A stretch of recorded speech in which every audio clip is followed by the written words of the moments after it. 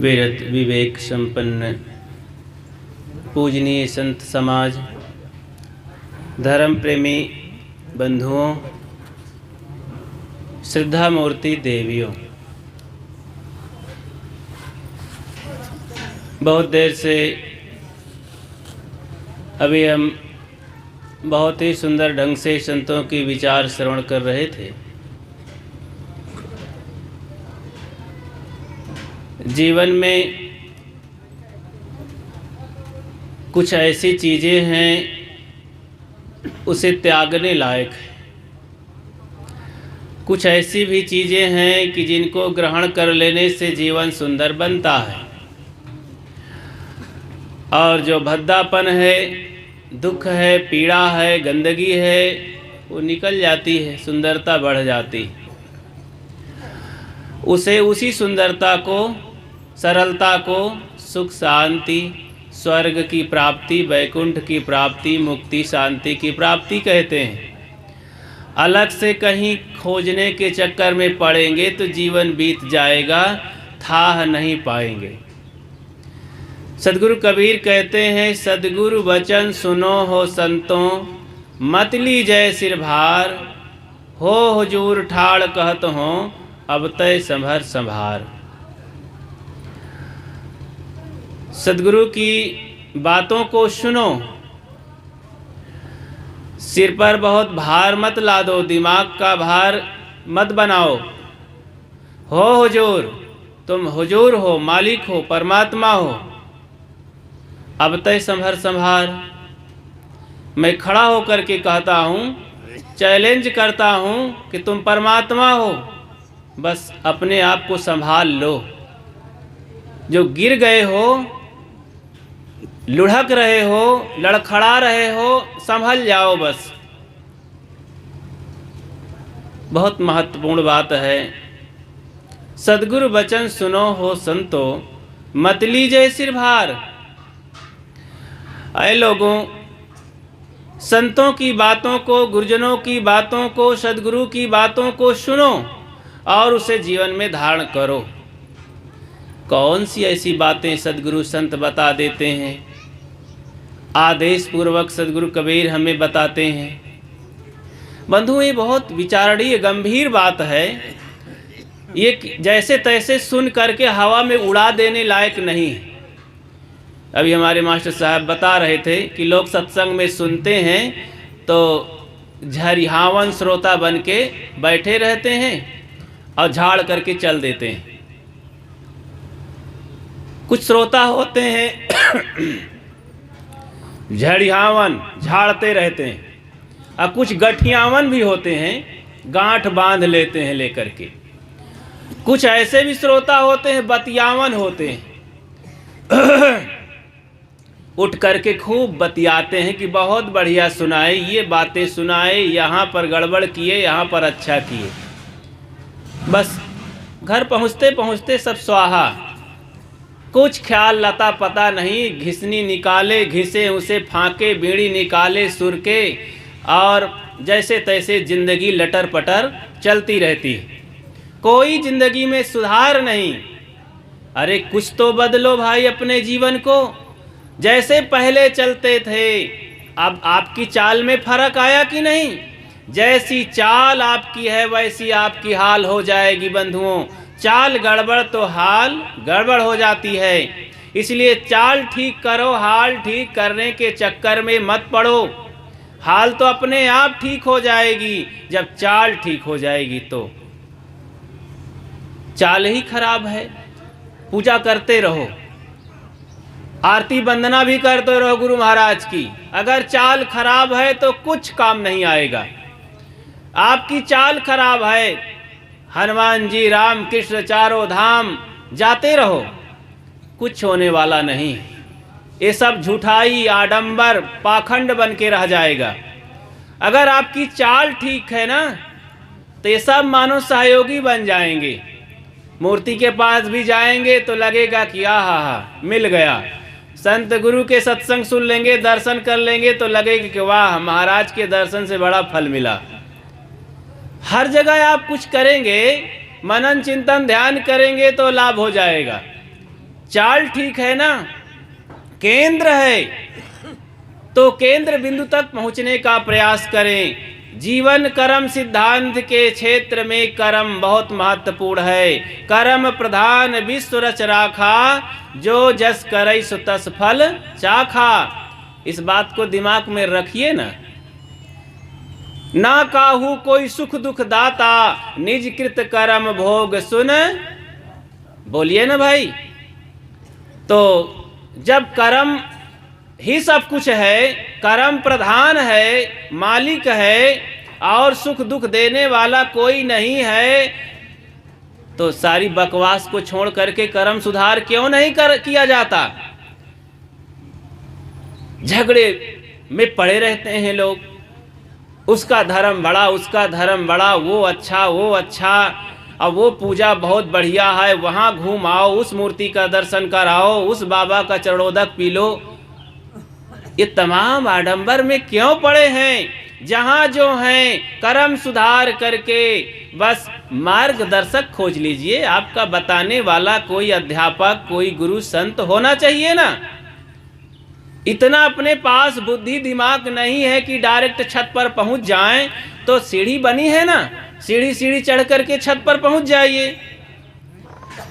तो सद्गुरु वचन सुनो। इसलिए सद्गुरु संतों की बातों को सुनना है, ध्यान करना है कि इन्होंने अपने जीवन को तपाया है, कुछ तरासा है, कुछ संस्कार दिया है, अपने गुरु शरण में रह करके, गुरु संतों की सेवकाई करके, और कुछ कर्मों की सिद्धि प्राप्त किया है, चरित्रवान बन करके अपने को निखारा है। तो ऐसे संतों की बातों को सुन करके उनकी शरण में जाने से, उनके आज्ञा और अनुशासन में रहने से जीवन सुंदर बनता है। तो बोले महाराज जरा बताइए कि आप कहते हैं सद्गुरु संतों की बातों से कल्याण है, तो मेरे समझ में कम आता है। अच्छा, तो किन्हीं का कल्याण होगा, बच्चों का क्या कल्याण है इसमें? बच्चे लोग तो कुछ समझते ही नहीं हैं। और ये संतों के पास जाएंगे तो लड़की हो चाहे लड़का, देखो यहाँ कितने लड़का हैं, बहु बेटियों की तो संख्या ही ज़्यादा नहीं है। ये बूढ़ी बूढ़ी माताएं हैं, सत्संग में ये बूढ़े लोग ही आ पाते हैं, और जबकि बुढ़ापा में इतना ज़्यादा पलस्तर हो जाता है दिमाग में कि बस सुन करके झरियामन तो बनना ही है, भूल ही जाना है। और जिनमें कुछ आशा की किरणें दिखाई देती हैं, वो समझते ही नहीं है कि सत्संग में लाभ होता है। वो विद्यालय की ओर अपना पूरा कोटा भरते हैं, संसारिक विद्या में निपुण होना चाहते हैं, उसी से सारा सुख पाना चाहते हैं। केवल एकांगी उन्नति हो रही है बंधुओं। एकांगी उन्नति से जीवन का बैलेंस बनता नहीं है। एक पैर बहुत मोटा हो जाए, बहुत आगे बढ़ा दें, और एक पैर पीछे हो जाए, पतला हो जाए, कमज़ोर हो जाए, तो आप गिर जाएंगे, चल नहीं पाएंगे। गृहस्थी की दो पहिया होती है, पति और पत्नी, धन और धर्म। ये जीवन निर्वाह के रहने के दो साधन हैं, धन और धर्म। तो हमें दोनों की कमाई करना है। धन की कमाई तो आवश्यक है ना, लेकिन उससे भी कहीं धर्म की है आवश्यकता है। धन से हम निर्वाह अच्छा कर सकते हैं, धन बहुत महत्वपूर्ण है। धन है तो ये बिल्डिंगें हैं और ये गाड़ी घोड़े हैं, ये शादी ब्याह। धन है तो ये पंडाल लग गया है, लेकिन धर्म नहीं है तो ये पंडाल देखते रह जाओगे, यहीं झगड़ा हो जाएगा और यहीं रुलाई आएगी, आंसू बहेंगे। धर्म नहीं है तो धर्म से हमें शांति मिलती है। धर्म कहते हैं अपने स्वभाव में रहना, अच्छे स्वभाव में। जीव का स्वभाव क्या है? ज्ञान में, शांति में, कल्याण में। ये जीव का स्वभाव है। तो उस स्वभाव में जैसे पानी का स्वभाव शीतल है, मिट्टी का स्वभाव कठोरता है, हवा का स्वभाव कोमल है, ये अपने धर्म को कभी छोड़ते नहीं हैं। लेकिन हम ऐसा अहंकारी बन करके भूल भुलक्कड़ में पड़ करके अपने स्वभाव को छोड़ दिए हैं, बाहर शांति सुख परमात्मा को खोज रहे हैं। जैसे मृगा होता है एक पशु, वो खोजता रहता है जंगलों में अपनी कस्तूरी को और भटक करके मरता है। सद्गुरु कबीर का कितना बढ़िया ठोस प्रमाण है, सरल प्रमाण है। कस्तूरी कुंडल बसे मृग ढूंढे बन माही, ऐसे घट घट राम है दुनिया जानत नाही। ये कबीर पंथी लोग नहीं सुने हैं क्या? यहाँ तो अधिकतम वही सबको कबीर साहब को मानने वाले हैं। अरे जो नहीं कबीर पंथी हैं वो भी कबीर को मानने वाले हैं। आज भारत का संविधान ही कबीर पंथी मय है। इसलिए कभी कभी संविधान को भी पढ़ना चाहिए, क्योंकि लिखने वालों ने उनकी परंपरा में कबीर साहब से रस प्राप्त किए थे। उस रस को लेकर के उन माँ बहनों के पास वो बच्चा पला हुआ था जो संविधान में हाथ लगाया है। तो उसमें भी वो भी आज का हमारे देश का संविधान भी कबीरमय है, जो बताता है कि आडंबर से दूर रहो, जात पात से दूर रहो, मानवता से प्रेम करो, सब लोग मिलजुल करके रहो। लेकिन हम मिलजुल करके रहना ही नहीं अच्छा लगता है, और पक्षा पक्षी के कारण सब जग रहा भूलान। कबीर साहब ही तो कहते हैं कि पक्षा पक्षी के चक्कर में मत पड़ो। गुरु के पक्ष में पड़ गए, परंपरा के पक्ष में पड़ गए, अरे भाई छोड़ो ना, सत्य के पक्ष में रहो, शांति के पक्ष में रहो। आप किस लिए ये भक्ति का बाना पहने हैं, ये किस लिए साधु का वेश हो गया है, ये क्या है इसके पीछे? इसके पीछे लक्ष्य यही है कि हमारा कल्याण हो, हमारे मन में शांति रहे, हमारे दुर्गुण दूर हों और हम एक इंसान बन सके। सद्गुरु कबीर ये नहीं कहते हैं कि आप कौन है, धनी हैं, वीर हैं, कि किसी वर्ग विशेष के हैं, देसी हैं, विदेशी हैं। वे कहते हैं कि आप मनुष्य हैं, मनुष्य बनो, मानो तू सबसे महान, मानुष तेरा गुण बड़ा, माश नावे काज, हाड़ न होते आभरण तो चान बाजन बाज, मानुष होई के ना मुआ, मुआ सो डांगर ढोर। अरे मनुष्य होकर के मरो, कुछ और मत बनो, केवल मनुष्य बनो। बस मनुष्य बनने में आप पूरे हो जाएंगे। आप मनुष्य बन करके देवता हो जाएंगे, भगवान हो जाएंगे, परमात्मा भी हो जाएंगे, सज्जन हो जाएंगे, महात्मा भी हो जाएंगे। अब मनुष्य पद में नहीं आए तो कुछ भी नहीं रह पाएंगे। अगर मनुष्य नहीं है, मनुष्यता नहीं है, इसका मतलब क्या हुआ? मनुष्य के आपके गुण नहीं हैं। मानुष तेरा गुण बड़ा, मास नावे काज। सद्गुरु कबीर ने हमें सब तराजू दिया है कि अगर ऐसा पता न चले तो इस मीटर से नाप लिया करो अपने को। अगर आप मनुष्य हैं तो कबीर साहब के विचारों में नापो अपने को कि आप में गुण नहीं है। कौन? सद्गुण। सद्गुण किसे कहते हैं? दया, क्षमा, शील, संतोष, धीर, विचार, विवेक, वैराग, भक्ति, निर्वैरत्व भावना, राग द्वेष से रहित जीवन। ऐसा अगर आपका नहीं है तो आप मनुष्य नहीं हैं, अथवा अधूरे हैं, थोड़ा थोड़ा मनुष्य हैं, ज्यादा मनुष्य नहीं हैं। तो पूरे मनुष्य बने। मानुष होई के ना मुआ, मुआ सुडांगर ढोर, एको जीव ठोर नहीं लागा भया सो हाथी घोर। आश्चर्य में मानो कहते हैं कि ये मनुष्य होकर के नहीं मरता, बल्कि पशु होकर के, मतलब पशुवत कर्म करता है, बस खाने पीने सोने में जिंदगी बिता देता है। यही तो पशु कर्म है। पशु के 6 कर्म होते हैं। कौन कौन है? कौन कौन है बताएंगे? कौन बताएंगे? अरे 6 पशु कर्म होते हैं, शास्त्रों में विदित है। ये संत जन बताया करते हैं। भोजन, छाजन, भय, मैथुन, निद्रा, मोह। ये तो पशु के हैं, क्या मनुष्य के नहीं है क्या? ये 6 मनुष्य के भी हैं। वो भी भोजन करता है और कुछ वस्त्र पहनता है, छाया में रहता है और बाल बच्चे पैदा करता है, सोता है, भयभीत भी होता है। ये पशु के स्वाभाविक कर्म हैं। यही मनुष्य के भी हैं, तो कौन विशेषता है?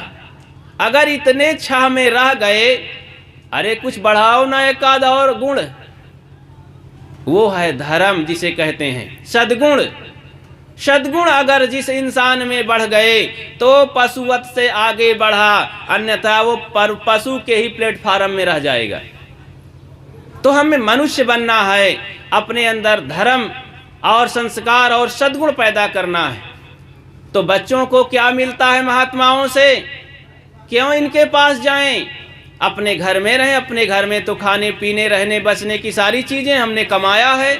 संत हमें क्या देते हैं? अरे संत वो चीज़ देते हैं जो दुनिया में नहीं देते हैं लोग, जो स्कूल में नहीं मिलता है, डॉक्टर भी नहीं दे सकते हैं, कोई वकील नहीं दे सकता है, कोई मंत्री नहीं दे सकता है, वो ये संत देते हैं। बशर्ते संत होना चाहिए, बस जिसने अपने जीवन को गढ़ा है, संवारा है, सुधारा है, संतत्व लाया है, वो होना चाहिए। और साधु के वेश में और नाम में ये काम होने वाला नहीं है, तो जेल की हवा ही खाना पड़ता है फिर। तो संतों बच्चे को क्या मिलता है? अरे बच्चों को अगर संस्कार हो जाए ना, वही बच्चा बच्ची संस्कार युक्त हो जाएं, तो हमारे ये भावी नागरिक जो है ना महान हो जाएं, तो ये स्वर्ग हो जाए धरती। बच्चे ही तो गड़बड़ा जाते हैं अच्छे संस्कार के अभाव में, बड़े होकर के चोर उचक्का बन करके, नालायक बन करके, और जैसे ही बड़े 10-15 साल 20 साल के होए तो बस लड़की लड़का को, लड़का लड़की को लेकर भागते हैं। पागलपन सवार होता है, माता पिता को मारते हैं, संतों की निंदा करते हैं, ग्रंथों का उपहास करते हैं, धर्म कर्म से दूर रहते हैं। यही तो फिर कुसंस्कारी बच्चे अंडा में ही विटामिन मानते हैं और मांस मछली को में ही खोजते हैं सारा विटामिन। वो उनको जहाँ विटामिन का खजाना है इन फल फूल साग सब्जी में नहीं दिखता है, जहाँ कचड़ा है, जहाँ कीचड़ है, लीबड़ है, उसी में सब खोजते हैं। कोई नाराज नहीं होंगे भाई ऐसा खाने वाले, लेकिन हाँ नाराज हो करके अपना ही नुकसान करेंगे। तो सोचिएगा कि ये गंदगी जहाँ है उसे खा करके हम संस्कारी तो नहीं बन सकते। एक संस्कारी बच्चा हिम्मत है, उसकी मजाल है कि ये सब चीज़ों में नज़र डाल दे और अपने माता पिता की बातों को अवहेलना कर दे। नहीं सोचता है, आगे बढ़ता है। क्या आप इतने भक्त हैं अपने बाल बच्चों के कबीर साहब के दोहे चौपाई को याद कराए हैं? ऐसा कुछ जीवन की कला बताए हैं? नहीं, उसी परंपरा में घसीट रहे हैं। बेटा भूत प्रेत होता है वहाँ मत जाना, वहाँ सिर झुका लेना पत्थर की मूर्ति में। अरे हम कबीर पंथी हैं तो कबीर की मूर्ति बना करके पूजने लगेंगे, फोटो रख करके कहेंगे बेटा इसमें सिर झुकाओ। ये क्या है? बच्चे को अंधा बनाना है कि नहीं? विचार पैदा करो, विचार करहु विचार तो सब दुख जाई, झूठा परिहर केर सगाई। चिंतन पैदा करो। ये करने से क्या होता है?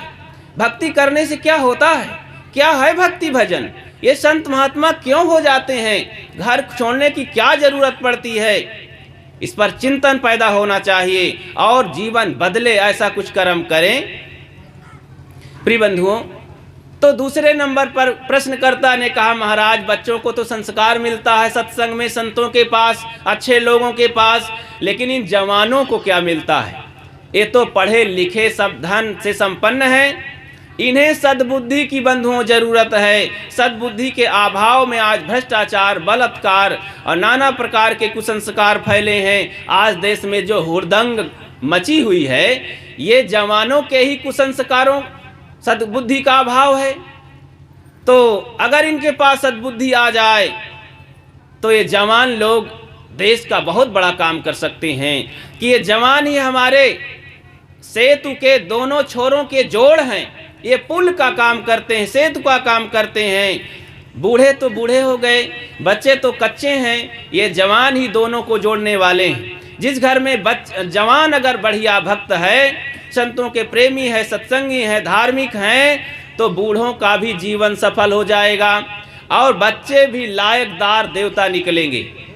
इसलिए जवानों को सद्बुद्धि से भरने के लिए सत्संग में आना चाहिए और जीवन को सुंदर बनाना चाहिए। अच्छा, तो इन बूढ़ों को क्या जरूरत है सत्संग में? इनको सांत्वना मिलती है। जवानों को सद्बुद्धि की जरूरत है। सद्बुद्धि जहाँ होगी ना, देश सुंदर बनेगा, समाज सुंदर निर्माण होगा, इन माँ बहनों की सेवा हो जाएगी, बूढ़ों का जीवन सफल हो जाएगा। इसलिए जवानों को सुधरने की जरूरत है। जवान के ही बिगड़ने से आज देश में बहुत बिगाड़ पैदा हो गया है। सबको ग्रंथ और संत सत्संग की जरूरत है। अच्छा, तो बूढ़ों को सांत्वना मिल जाती है, इन महिलाओं को, देवियों को क्या मिलता है? ध्यान दें, देवियों को क्या जरूरत है? अरे बंधुओं, इन नारियों को जागृति मिलती है सद्गुरु संतों से। इनमें जागरण आ गया ना, तो देश दुनिया का अलग ही नक्शा हो जाएगा। इनकी है कमजोरी का कारण आज समाज में जो बहुत बड़ा अभिशाप बन के रह गया है। नारियों को वैसे तो लिख दिया गया कहीं कहीं, ना पूजनते रमनते तत्र देवता, नारी की पूजा सेवा से लक्ष्मी निवास करती है, घर संपन्न हो जा, स्वर्ग बनता है, लिख तो दिया गया। लेकिन नारी का शोषण इतिहास में पढ़ करके देखें, आज शोषण नहीं हो रहा क्या? हर दिशा में देख लीजिए, स्कूल में कितनी नारियां पढ़ाने जाती हैं, समाज में कितना प्रवचन करती हैं, कितना सत्संग में जाती हैं, कहीं पर मीटिंग होती है कितना नारियां वहां जाती हैं, और कचहरी क्षेत्र में कितनी नारियां वकील हैं, और राजनीति क्षेत्र में कितनी नारियां मंत्री हैं। किस दिशा में नारियों की उन्नति है? आज कोई समता नहीं है, आज भी नारियों का शोषण है। तो अगर इन नारियों को जागृति मिल जाए, आज शिक्षा से कुछ जागृति आई है, लेकिन पढ़ लिख करके अहंकार पहले चढ़ बैठता है। कोई पढ़ लिख करके विनम्रता भक्ति धारण करती हैं, नहीं भक्ति पढ़ लिख करके अधिकतम अहंकार चढ़ बैठता है। क्या जरूरत है संत गुरुजनों की, धर्म कर्म की? तो विनम्रता नहीं आ पाती है। तो पढ़ लिख करके जागृति तो आई है भौतिक क्षेत्र में, लेकिन अध्यात्म क्षेत्र में जागृति की जरूरत है, जो अंधविश्वास से हट सकें। पुरुषों की अपेक्षा नारियों का जीवन अंधविश्वास से भरा होता है। आज जाइए, एक मध्य प्रदेश में दो बहुत बड़े पहलवान, इस क्षेत्र अंधविश्वास के पहलवान हैं, जो देश दुनिया में कितना बड़ा आडंबर, लाखों लाखों लोग उनके पीछे षड्यंत्र के रूप में भाग रहे हैं। क्या है ये तमाशा? ये पढ़े लिखे लोग हैं, ये वैज्ञानिक युग है कि अंधा युग है? तो इस वैज्ञानिक और शिक्षा के युग में भी इतना अंधविश्वास का बोलबाला, वैज्ञानिक चिंतन कुछ है ही नहीं। तो हमें होश करना चाहिए, आंखें खोलना चाहिए। सदगुरु कबीर का विचार अगर ये लागू हो जाए ना, सबकी आंखें खुल जाए। उन्होंने तो कहा है कि ऊपर की दो गई, हियव की गई हेराए, कहाँ कबीर जाकी चारू गई, ताको काह उपाय। जिनकी चारों आंखें चली जाएंगी, उनका कौन सी दवा होगी उनके लिए? बाहर की आंखों से दिख नहीं रहा है कि इस पाखंड और तमाम तरह की पद्धतियों से कोई कल्याण होने वाला नहीं है, समाज का सत्यानाश होता चला जा रहा है। तो भीतर की आंखें खोलें।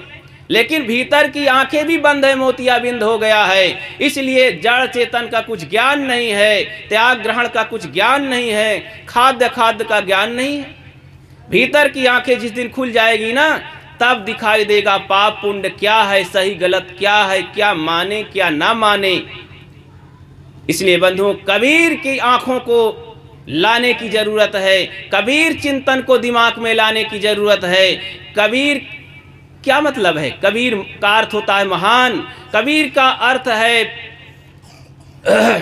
प्रेम की उपासना, धरती पर दूर दूर फैले सद्भावना। कबीर का अर्थ ही है कि प्रेम की उपासना करो, प्रेम से मिलजुल कर रहो। भीतर देखो कि मेरे अंदर कितना प्रेम है लोगों के लिए, समाज के लिए, प्राणियों के लिए नहीं। राग द्वेष वैरत्व से भावनाएं भरी हुई हैं। तो हमें प्रेम का पाठ पढ़ना है। तो वृद्धों को, नारियों को, बच्चों को, जवानों को, लेकिन बंधुओं ज्ञानियों को भी सत्संग में आना चाहिए। सद्गुरु संतों को, उनको ये अहंकार नहीं करना चाहिए कि मैं बहुत बड़ा ज्ञानी हूँ, सब जानता हूँ। आइए ना विवेकवान, विरत विवेक संपन्न संतों के पास, तो पता चलेगा आपका ज्ञान और बढ़ जाएगा, आपको अनुभवी ज्ञान मिलेगा। आप तो पढ़ लिख करके ज्ञानी बन गए हैं, लेकिन अनुभव ज्ञान नहीं है। जीवन में त्याग तप करके संतों ने अनुभव ज्ञान प्राप्त किया, वैज्ञानिक ज्ञान प्राप्त किया, उसको ग्रहण करें तो आपका ज्ञान बढ़ जाएगा। तो महाराज अहंकारी लोग जो हैं, अरे अहंकार योग तो पहले आना चाहिए, उनका अहंकार झड़ जाएगा कि ये अनपढ़ साधु भी बहुत विकराल होते हैं। सिकंदर जब आया था हमारे देश में तो एक साधु के लिए अपने गुरु से आज्ञा पाकर आया था कि भारत जाना तो एक साधु लाना यूनान के लिए। तो जब यहाँ लड़ते लड़ते बहुत खून खराबा करते हुए आगे बढ़ रहा था तो रास्ते में एक संत चले जा रहे थे मस्तानगी से, तो अपना अकिंचन भाव से चले जा रहे, सिर झुकाए मस्त मौला। सेना ने कहा हट जाओ उधर। सिकंदर देख रहा था, वो अपनी मस्ती में चल रहे थे। सिकंदर आगे बढ़ा, और देखते नहीं हो, हटते नहीं हो, मैं कौन हूं? महात्मा सिर उठा के खड़े हो गए। जानता हूं महाशय जी, तुम मेरी दासी के दास हो। निर्भयता के जैसे ये शब्द बोले, तुम मेरी दासी के दास हो। सिकंदर तो बौखला गया, तमतमा गया, और अपने रथ से, वाहन से कूद करके, घोड़े से, और तलवार खींचता है। तुम कैसे बोलते? जानता नहीं हो मैं महान सिकंदर हूँ? नहीं, तुम मेरी दासी के दास हो। कैसे मैं दास हूँ? बोले तुम अपने देश से यहाँ तक किस लिए आए हो? उन्होंने कहा मैं इस भारत को भी लड़ करके और इसका धन लूट करके अपने धन को बढ़ाऊंगा। मैं पूरी धरती पर राज कायम करना चाहता हूँ। महात्मा ने कहा जिस पर मैंने लात मार दिया, जिसको मैंने त्याग कर दिया, वो माया, वो धन, वो यहाँ की चीज़ें, प्राणी पदार्थ मेरे दास हो गए हैं, उस मेरी दासी के आप दास हैं। अरे इस धन को तो मैंने, घर को, ये तमाम चीज़ों को त्याग कर दिया है, और मैं स्वतंत्र भाव से विचरण करता हूँ सेवा में समाज की, और तुम उसी के लिए लूटने आए हो, लुटेरा बन करके। वो सहम गया, सोचा कि वास्तव में मेरे गुरुदेव सही कहे थे कि भारत से एक संत लाना। मुझे इसका बिल्कुल डर नहीं है, ये संत देखने में तो अकिंचन हैं, लेकिन ये तो बहुत बड़ी बात कह दी मेरे लिए। तो भाई सिकंदर को भी ये शिक्षा मिली, बड़ा अहंकारी था कि ये भाई संतों से भी शिक्षा मिलती है। तो वहीं से वो निराश हुआ और अपने देश की ओर लौटा और रास्ते में मर गया। तो बंधुओं, सदगुरु बचन सुनो हो संतो, मत लीजिए सिर भार, हो हुजूर ठाड़ कहत हूँ अब तय संभर संभार। स्वयं अपने को संभालो, सदगुरु संतों के पास जा करके अपने जीवन की हकीकत को समझें, हकीकत को समझ करके बदलने का जल्दी प्रयास करें। नहीं, मौत बहुत तेजी से आ रही है और वो फिर आपको बिल्कुल सुनवाई नहीं करेगी, सांस रुक जाएगी और चल देंगे यहाँ से। राम नाम सत्य है, सारी आशाएं में पानी फिर जाएंगी आशाओं में। इसलिए जिस काम के लिए जीवन मिला है, जीवन को सुंदर बनाने के लिए, शांतिमय बनाने के लिए, उस तरह हम काम कर लें, वो काम होगा। हमें सत्संग से प्रेरणा लेकर अपने जीवन को सुधारने में, कर्म सुधार में। बोलिए सद्गुरु देव की जय।